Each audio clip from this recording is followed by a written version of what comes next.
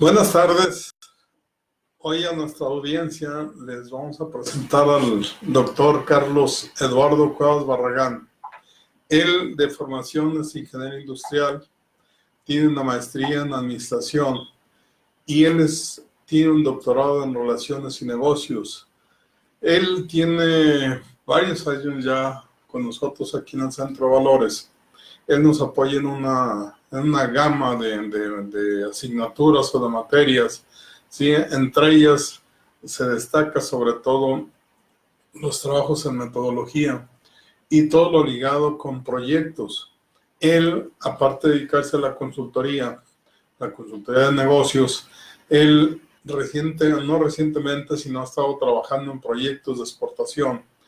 Y lo que ahora nos trae aquí, o lo que nos queremos trabajar o queremos darles información, es lo relacionado a cómo financiar esos proyectos y empezar a pensar un poco fuera del país. Incluso espero que nuestros vecinos no nos vean de esta manera, sino empezar a buscar cómo nos salimos de esa relación tan cercana que tenemos con nuestros vecinos, los del norte, pero que de alguna manera cada vez se vuelve más complicado la exportación con ellos, sobre todo con presidentes que tenemos como los que tenemos tanto nosotros como ellos, ¿no? Sí, doctor, sí. Bienvenido. Vamos a hablar, aunque el tiempo es muy corto aquí, pero vamos a hablar un poco de este trabajo que viene haciendo y sobre todo que nos informe cómo jalar recursos para este tipo de cosas. Sí, gracias. Buenas tardes a todos. Y bueno, el preámbulo es muy certero. ¿Cómo salirnos de un cliente viéndonos como país, hablando en comercio internacional? Si viene un cliente fuerte, pero que sabe que, entre comillas, nos tiene en las manos. Porque si él nos aprieta en las compras, nuestras ventas se caen fuertemente. Más del 90% de nuestras exportaciones van para Estados Unidos. Tenemos un problema con ese cliente, con esas ventas, pues somos muy sensibles a lo que pase ahí. Y la verdad es que tenemos oportunidades en otros mercados que no hemos aprovechado del todo. Ya sea para negocios internacionales, para negocios nacionales o locales, el diversificar en varios clientes importantes nos es sano. Porque un cliente en cualquier momento puede pasar algo, ¿sí? Por diversas circunstancias. Nos exponemos mucho. Entonces, una es tratar de diversificar y tener certeza de revolvencia. En la inversión de los proyectos pasa por distintas etapas y son distintas las circunstancias. Actualmente, por lo mismo que estaba comentando, y si todavía le sumamos que hay mucho cambio tecnológico y que incluso varias tecnologías como que no terminan de madurar lo que prometen, la incertidumbre de proyectos nuevos se vuelve más alta. Entonces, el inversionista, en general, pues estaba buscando mayor certeza, aunque no sea una prima grande, no sea gran utilidad, pero tener una revolvencia más segura o estar reduciendo riesgos. En ello, muchas de las inversiones se comienzan a dar en especie. Yo tengo una máquina subutilizada, tengo una línea de negocio que no puedo atender por completo, tengo unos conocimientos que no se terminan de explotar y se empiezan a conjuntar esos saberes para formar un proyecto un poco más sólido con menos riesgo de inversión, con activos que ya se tienen a la mano. Para capturar capital fresco se necesita dar una certeza de rápida revolvencia. Lo que están tendiendo muchos inversionistas en proyectos nuevos es quizás a financiar una pequeña prueba para generar un pedido de prueba.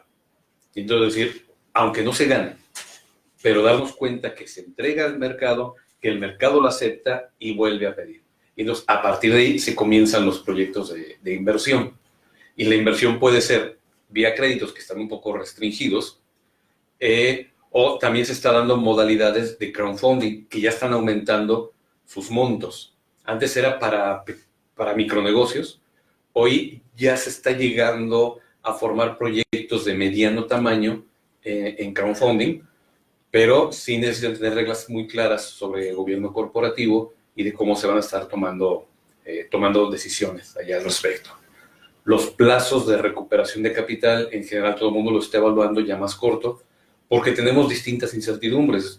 política económica, tecnológica. Entonces se está buscando que la recuperación sea en más corto plazo y con las inversiones menores posibles, tratando de aprovechar habilidades y conocimientos, que sean las habilidades y conocimientos las que empiecen a generar revolvencia. Eso de manera resumida y como panorama general, pues nos podemos ir enfocando por áreas o por inquietudes. Cuando hablamos de proyectos de exportación, estamos hablando ya de salirnos un tanto de nuestra relación aquí con Estados Unidos del Norte.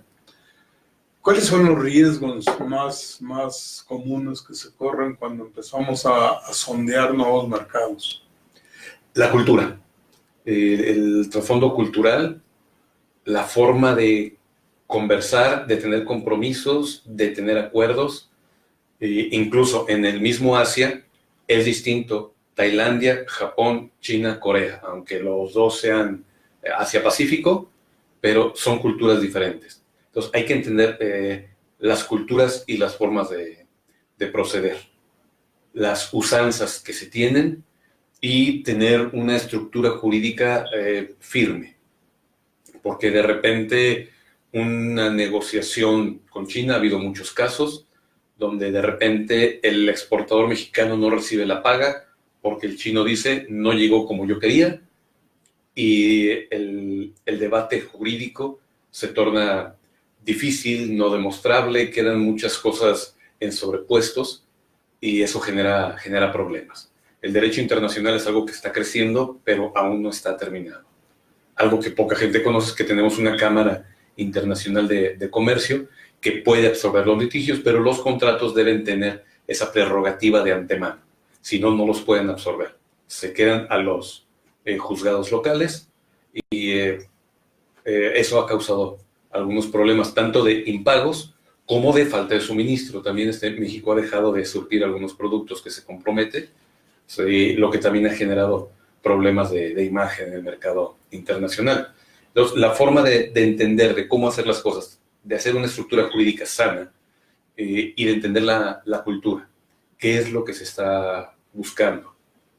Por ejemplo, Japón en frutas no lo consume por alimento. En la cultura japonesa no se acostumbra a la fruta como alimento. Es prácticamente un lujo y buscan prácticamente una joya. Entonces tiene que cuidarse bastante la forma. Situación distinta a Corea o a China, donde en China se busca un alimento económico y en Corea sí ven el alimento como alimento.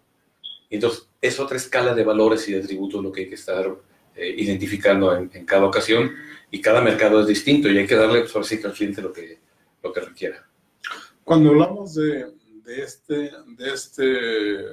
situación tan compleja, podríamos llamarle, porque hay que entender la cultura, hay que entender los hábitos de los socios, o podríamos llamarle. La pregunta que yo que creo que es importante entender es ¿en qué debería estar invirtiendo nuestro gobierno? O sea, entendiendo el gobierno como algo que crea las bases para que los exportadores o los productores de nuestro país tengan esa certeza de que van a recibir el pago por lo que están desarrollando. ¿Qué es lo que tendría que hacer nuestro país así de base primero para luego seguir fortaleciendo todo este proceso? Yo creo que se debería retomar los análisis de mercado internacionales, la inteligencia de mercados, esa información que se difundía por Bancomex, por ProMéxico, sobre los estudios y requerimientos específicos. Eso ahorraba tiempos de viaje de los empresarios hacia otras latitudes para ir comprendiendo, ir generando esos acercamientos. México tiene mucho que ofrecer en el mundo, tanto en alimentos frescos como en productos procesados.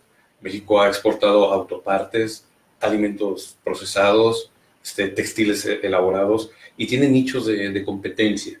Y creo que se debe manejar una estrategia de clúster para que podamos ser competitivos ante estos entornos. Un ejemplo, México exporta limones, pero países de Sudamérica comienzan también a exportar. Entonces puede convertirse en una competencia de precios, o podemos diferenciarnos con un clúster fuerte, competitivo, donde la cadena de suministros se enfoque a satisfacer el mercado y no solamente internamente buscar tener la mayor utilidad, sino buscar incrementar la masa y la presencia de negocios. Yo creo que ahí sí debería haber un poquito más de favorecer este desarrollo de clústeres competitivos y de información al respecto para hacer negocios sanos.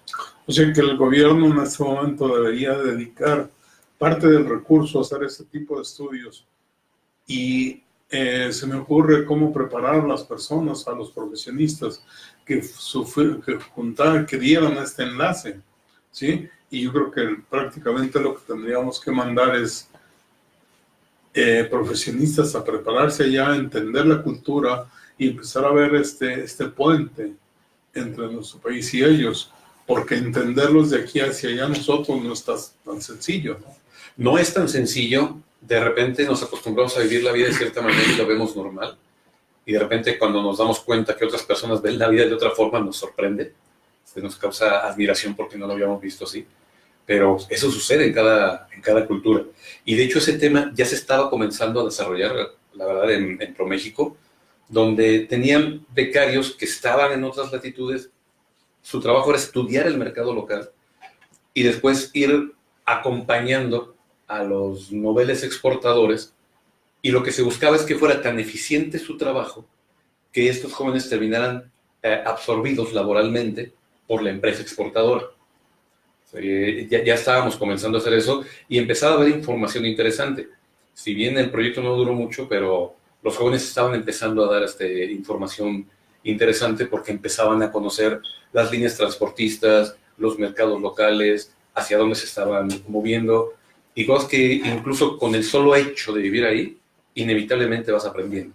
Y esa información ya estaba empezando a permear.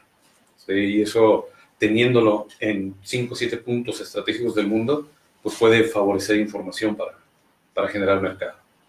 ¿Ese tipo de programas fue cancelado? Sí, de hecho la dependencia completa ProMéxico fue cancelada.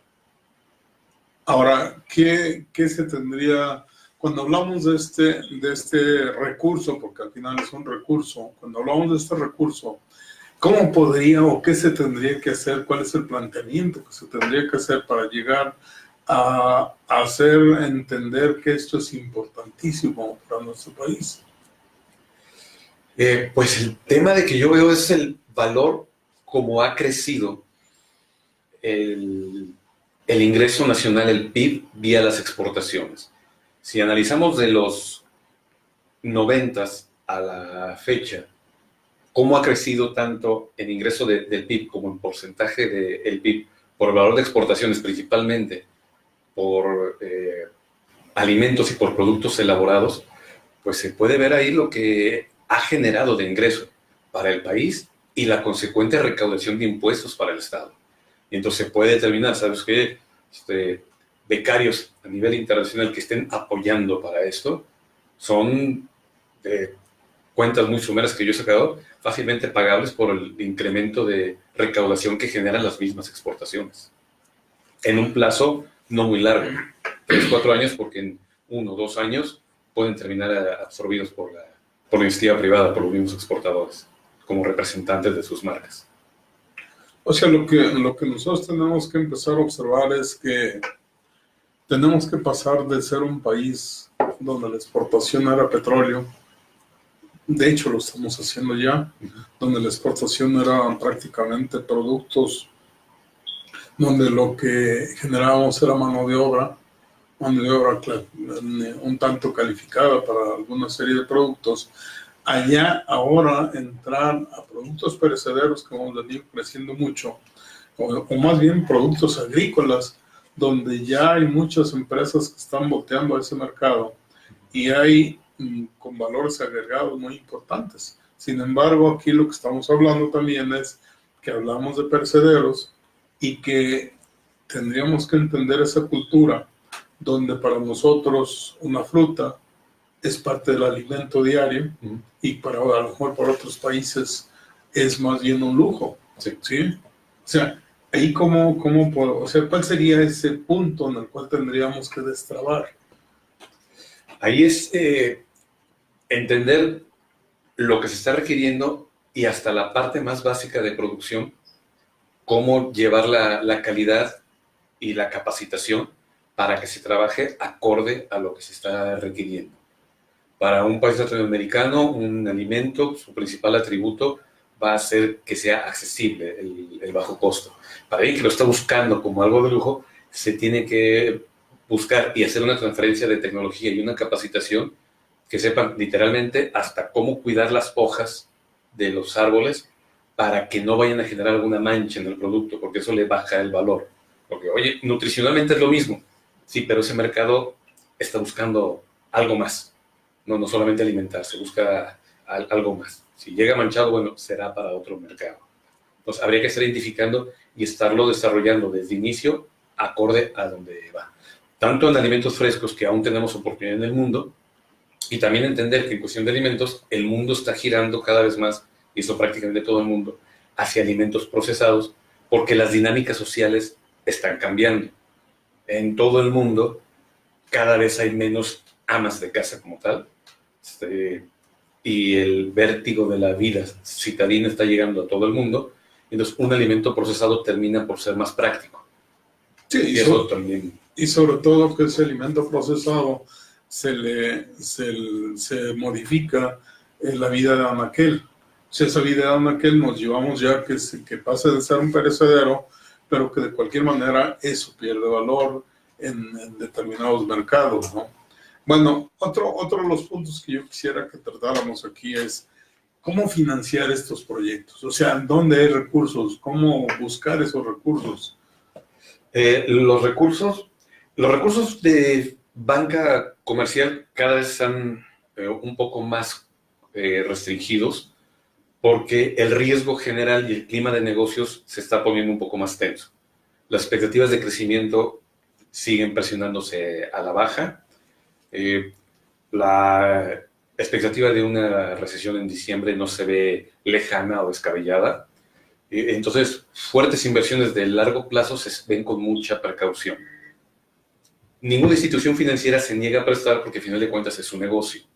Pero los parámetros para otorgar créditos de riesgo empiezan a ser más estrictos. La ley es la misma, pero la paramétrica interna empieza a ser más estricta. La Financiera Nacional de Desarrollo, entre sus reglas de operación, puede financiar proyectos nuevos, pero está en atributos de operación señalar proyectos nuevos, pero solo para empresas exitosas, y que con los colaterales que contiene pueda pagar el 100% de lo del proyecto nuevo si llega a fracasar. Y eso se hace en momentos donde dices, quizá el proyecto nuevo no pueda que no funcione, y si no funcione, ¿de dónde recobro el recurso? Eso es como una situación o perspectiva. Eso cuando va a ser con capital de crédito, que ahorita estamos viendo que está un poco detenido por ahí, no detenido, sino los parámetros son más rígidos actualmente que hace algunos años. Lo que también hay mucho empresario que está volteando a buscar dónde invertir, porque sus inversiones actuales empiezan a perder margen de utilidad. Y entonces, tengo recurso, el recurso tasa fija es bajo, las empresas actuales empiezan a verse presionadas, entonces quieren voltear a ver otras inversiones. Entonces, hay empresarios dispuestos a invertir, pero se tiene que demostrar que habrá una rápida conversión del recurso, sobre todo porque en muchos casos se le podrán estar presentando proyectos en los que no son expertos, tendrán un poco más de incertidumbre de que pueda pasar, entonces se tiene que demostrar con una baja inversión que el proyecto puede prosperar, y pasando esa etapa puede llegarse a dar. En cámaras empresariales podemos encontrar empresarios con este perfil. Hay algunas iniciativas, no sé si alguna haya ya cuajado, donde se estaba buscando formar una especie de fondo de inversión de inversionistas privados para estarlos canalizando hacia proyectos. Y está lo que comentábamos hace rato, también el tema de los crowdfunding, que para empresas pequeñas se empieza a dar para estarse estructurando, y también tenemos una creciente masa y flujo a lo que es el capital ángel o el venture capital, donde grupos de inversionistas invierten como socios temporales en un proyecto y a un cierto plazo le venden las acciones al empresario original, al valor nuevo de las acciones. El negocio de ellos es estar ayudando con su capital, sus relaciones y su conocimiento a que el negocio crezca. Cuando crece, el valor accionario aumenta y entonces dicen, yo invertí cuando valían 100 pesos y vendo las acciones cuando valen 300. Se retiran y el empresario termina pagando las acciones con las utilidades que se generó en la empresa vía esas relaciones y ese capital. Esa es una forma de estar operando, y actualmente contamos también con una figura que se llama FinTech, financiera tecnológica, donde algunas empiezan a tener buenos resultados. En México tenemos algunas, en Guadalajara particularmente. A mí me gusta el ejemplo de Pitchwood porque tiene mucho ingenio en cómo estar configurando estrategias financieras para estar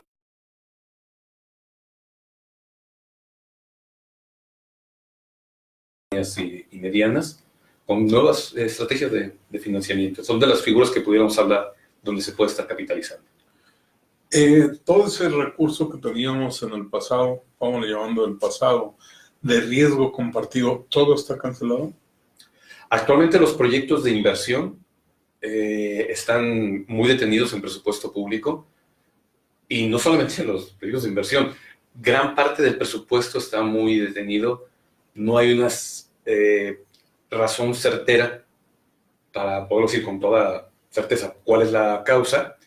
Se comentan, se especulan varias razones de lo que esto pudiera hacer, pero incluso programas de desarrollo social, que son el principal perfil de la actual administración, también ha sido muy lento la erogación de los recursos, pero particularmente lo que tiene que ver con inversión a empresas productivas son de las que principalmente tuvieron recorte.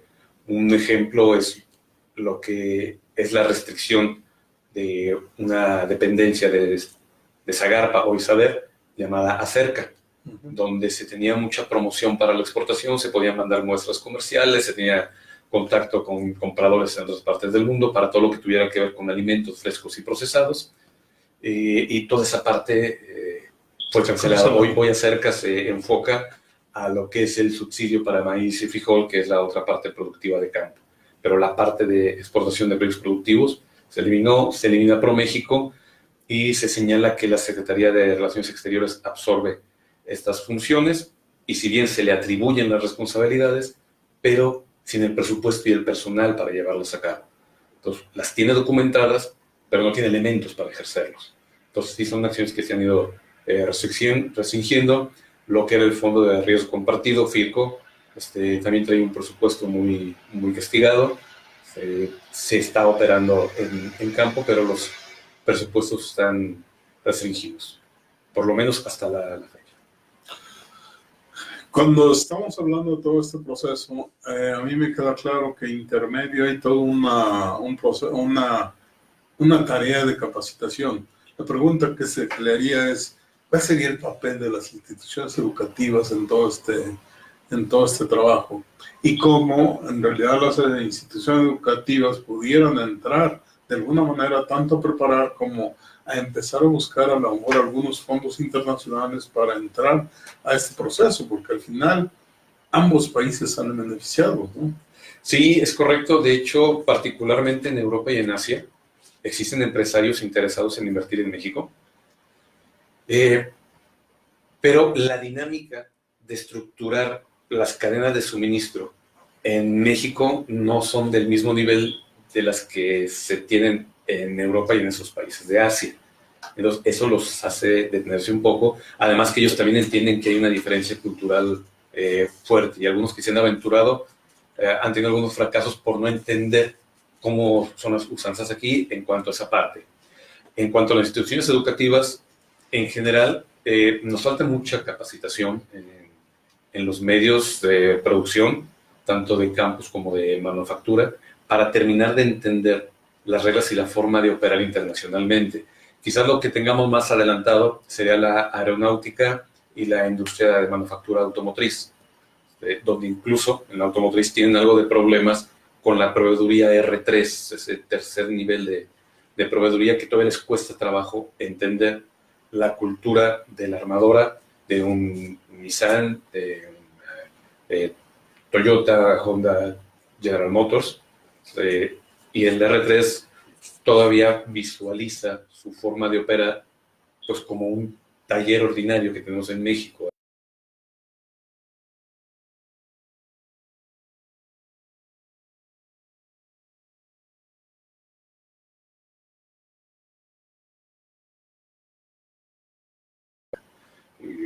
Ahí el tema de la capacitación sería importante a los distintos niveles, tanto el empresarial, para que entienda jurídica y estratégicamente cómo abrirse campo en nuevos nichos de mercado, así como la operatividad, cómo transmitir tanto la cultura de calidad como aprovechar las técnicas que en ocasiones se tienen, ya sea en áreas de investigación, de transferencia o de universidades, pero que no terminan de llegar a campo.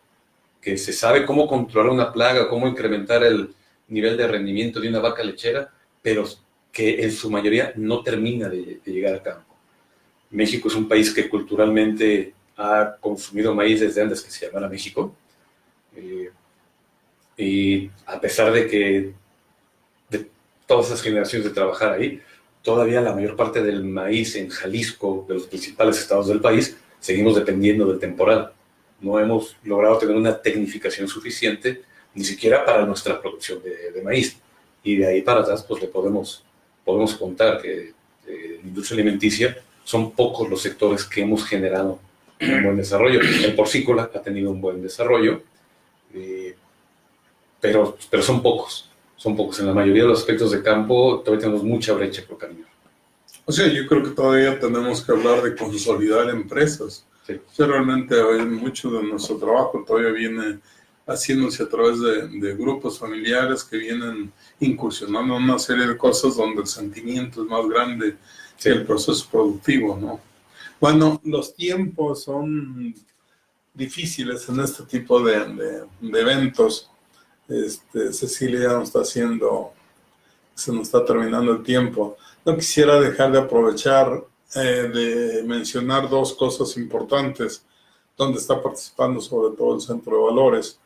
Tenemos el próximo 29, 30 y 31 un simposio de evaluación rural, donde prácticamente lo que vamos a ver ahí, el tema que estamos tratando este año, porque lo hacemos anualmente, es el mayor y mejor uso. O sea, cómo entendemos ese mayor y mejor uso como el proceso de encontrarle la mejor función tanto a la tierra como a todos los procesos que tenemos, ¿sí? Y el otro importante es que tenemos los inicios de las maestrías que damos, que es evaluación de bienes, evaluación de empresas e intangibles y finanzas, y una especialidad que tenemos sobre consultoría estratégica en sistemas humanos, que es la primera, estamos iniciando los primeros días de septiembre, y las otras nos estamos yendo al 20 de septiembre como inicio, ¿sí?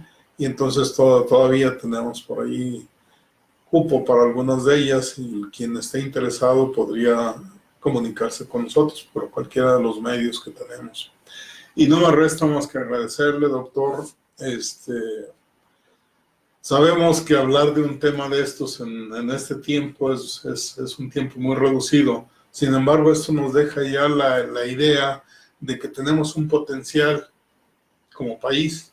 Tenemos un clima, tenemos una relación, una ubicación geográfica que nos permite empezar a entrar a pensar en ese tipo de proyectos. Y lo que nos queda como institución educativa es cómo acercarnos más a ese trabajo de campo, a esa investigación aplicada, a ese llegar a ese tipo de productos que nos están pidiendo el resto del mundo, ¿no? Muchas gracias. No sé si quiera ahondar en alguna cosa en particular. No, muchas gracias. Agradecer el espacio y en general al Centro de Valores y la visión que tiene hacia con la sociedad y el compromiso. Genera valor, y la generación de valor inevitablemente en el tiempo da frutos, y sería la invitación a eso a cada persona, ¿no? A aprender cómo generar valor en el día a día para el corto, mediano y largo plazo. Pues nada más, muchas gracias. Muchas gracias, Cecilia. Y lo que nosotros tenemos es una responsabilidad con la sociedad, y queremos poco a poco ir transmitiendo esto que el Centro de Valores ve como importante es ese valor que tenemos que generar, porque al final es el producto de nuestro esfuerzo, ¿no? Muchas gracias, Cecilia.